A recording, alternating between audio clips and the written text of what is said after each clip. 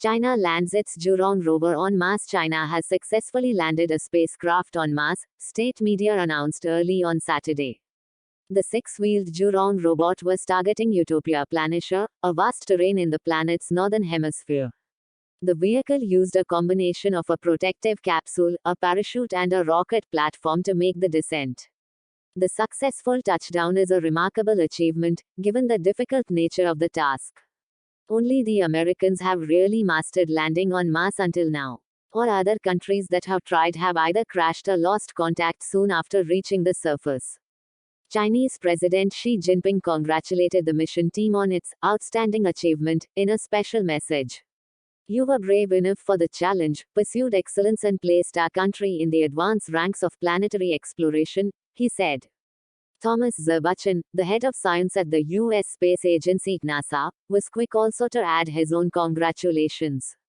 "Together with the global science community, I look forward to the important contributions this mission will make to humanity's understanding of the Red Planet," he said. The Russian Space Agency, Roscosmos, said the success augured well for its future cooperation with China. The robot officially landed shortly after 7 o'clock on Saturday, Beijing time, Friday 2300 Greenwich Mean Time, according to state media. It took 17 minutes to unfold its solar panels and send a signal back to Earth. Zhurong, which means God of Fire, was carried to Mars on the Tianwen-1 orbiter, which arrived above the planet in February. The probe then spent time surveying Utopia, taking high-resolution images to pinpoint the safest place to put the rover down.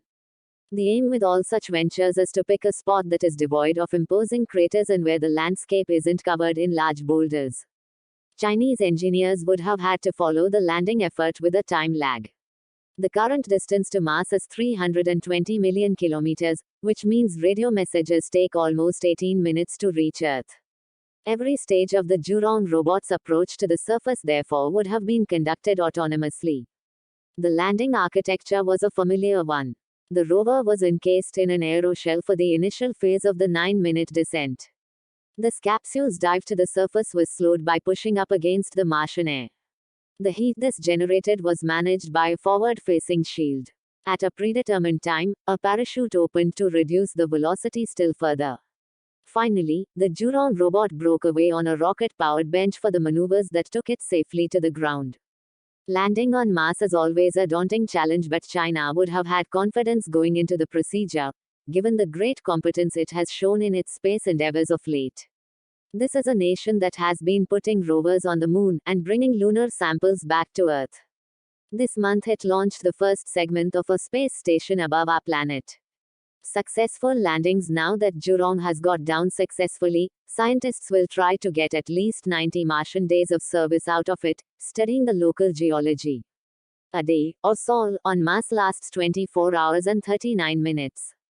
The robot looks a lot like NASA's Spirit and Opportunity vehicles from the 2000s.